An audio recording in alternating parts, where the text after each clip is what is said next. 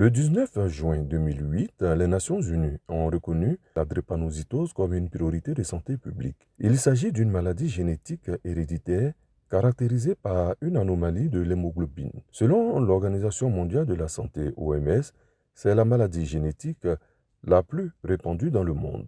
Une situation difficile pour tous ces malades.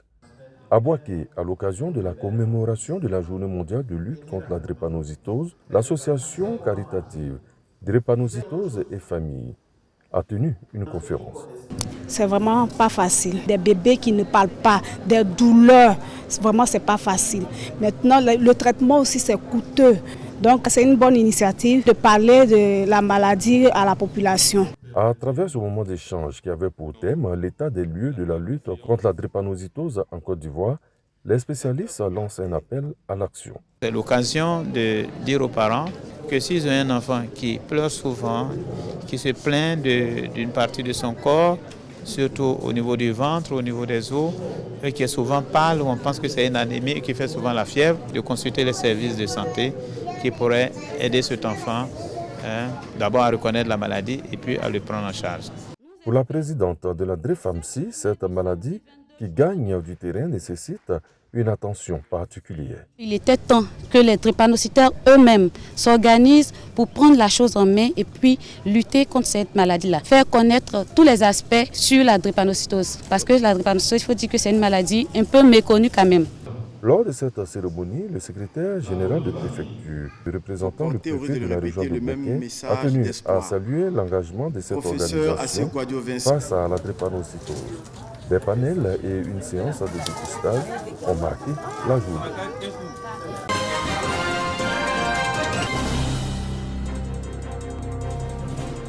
Les producteurs utilisent de plus en plus les pesticides chimiques dans l'agriculture afin de résoudre les questions de la pénibilité du travail et le manque de main-d'œuvre. Ces produits phytosanitaires provoquent des maladies chez l'homme et détruisent l'environnement. Nous avons mené une enquête sur l'utilisation des produits phytosanitaires, autrement dit des pesticides en général. Du point de vue usage, qui a donc un impact sur la santé humaine, sur l'environnement, précisément sur le sol, qu'il faut sensibiliser pour que les gens prennent conscience qu'il y a un danger. Face à la dangerosité de ces pesticides, le secrétariat général de l'Institut africain pour le développement économique, INADES Formation, mène des actions sur le terrain.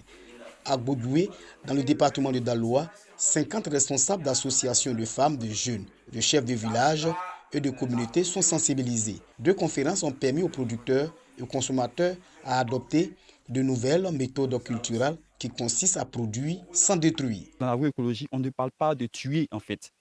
On parle juste de réaménager l'espace, en fait, la parcelle, pour que vraiment les éléments de la nature s'emboîtent harmonieusement.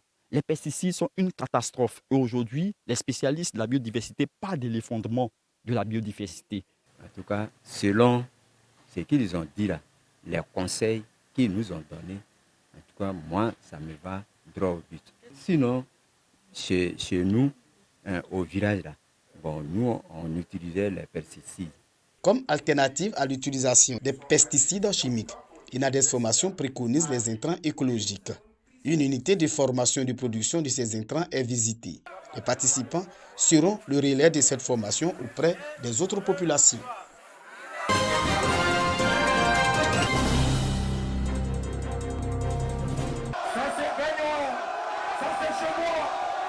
Ils ont donné la preuve de leur abnégation au travail par leur réussite au bac. Passé le temps des cris de joie et hurlements de bonheur, ces néo-bacheliers 2024 reçoivent la reconnaissance populaire et les chaleureuses félicitations de la mairie de Gagnoa. Depuis 2018 que Issouf Diabaté est à la tête de cette commune, il célèbre le mérite des bacheliers de la cité du fromager à travers le concept La Nuit du Bachelier. Un événement devenu institution qui exhorte les élèves à l'excellence et plus globalement la jeunesse à plus de responsabilités. Le bac ne s'acquiert pas par hasard. Rien ne s'acquiert par hasard. Lorsque on se retrouve avec ce genre de résultats, on ne peut que être fier parce qu'on est content parce que nos sacrifices ont payé. On leur dit de travailler d'arrache-pied quand on sait que l'avenir de ce pays-là repose sur la jeunesse. Et avec ce genre d'initiative, ça les pousse à redoubler d'efforts et se surpasser pour faire vraiment plaisir non seulement aux parents et à eux-mêmes parce qu'ils ont leur avenir dans les mains. Ils sont 1500 élèves de divers établissements à Gagnoa et issus de différentes séries à obtenir le bac 2024 sur un total de 2000 admis dans la direction régionale de l'éducation nationale et de la formation professionnelle du GO. Premier acte de reconnaissance de leur mérite, un t-shirt pour chacun et le spectacle musical en leur honneur, place de la République. En présence des autorités préfectorales et éducatives ainsi que du parrain de la nuit des bacheliers, le directeur général de Côte d'Ivoire Énergie, Noumouri Sidibé, les 3 meilleurs de chaque série ont été primés. 50 000 francs CFA pour chacun et un ordinateur en bonus pour chaque premier de série. Le prix Issouf Diabaté de la meilleure fille bachelière et le prix spécial Noumouri Sidibé du nom du parrain de l'édition 2024 et récompensant le meilleur bachelier 2024 du GO a été attribué à Zenab Massamba Sangaré. À 16 ans, elle obtient son baccalauréat série C avec 313 points. Côte d'Ivoire Énergie lui octroie un accompagnement scolaire de 700 000 francs CFA. Joyeux bonheur de Sangaré, honneur pour l'encadrement pédagogique. C'est un sentiment de joie qui m'anime. Et les efforts que nous avons faits en amont sont récompensés ce soir et je ne peux qu'être heureuse. Nous sommes très fiers de ce qu'ils ont fait, mais qu'ils sachent qu'il y a beaucoup à faire encore et qu'ils doivent continuer de travailler avec abnégation, avec engagement pour être donc des citoyens modèles qui vont contribuer au développement de notre pays. Entre joie du succès et empressement à vivre les premières émotions d'étudiants, les néo-bacheliers sont appelés par les responsables des services de l'orientation à les solliciter pour opérer le meilleur choix. Pour la session 2024 du baccalauréat, le taux des admis à Gagnoa est de 23,90% contre 20,90% l'année dernière.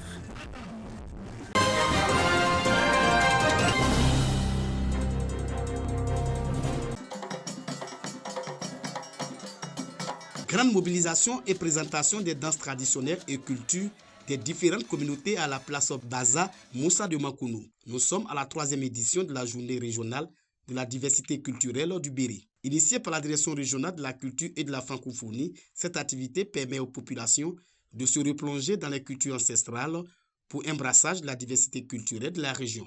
Cette journée vise aussi à promouvoir, valoriser et sauvegarder le riche patrimoine culturel, matériel et immatériel Koyaka. Désireuse d'appartenir à la grande famille des villes et régions culturelles, touristiques et émergentes, la région du Béret vous invite et vous encourage à développer un esprit culturel en valorisant notre patrimoine culturel et en faisant de notre culture notre véritable identité.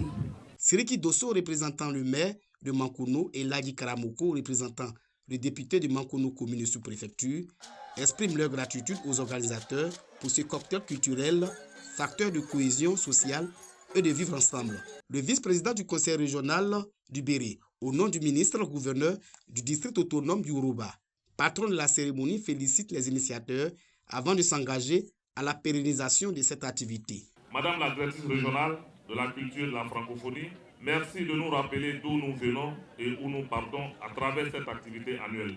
Beaucoup de courage à vous et sachez que vous pouvez compter sur le district et le conseil régional pour la promotion de la culture dans la région du Béret. Diversité culturelle, promotion et valorisation de l'identité culturelle, tel est le thème choisi pour cette édition. Des diplômes de participation ont été remis au groupe. Un défilé de présentation des communautés présentes, suivi des danses traditionnelles, a mis fin à cette festivité.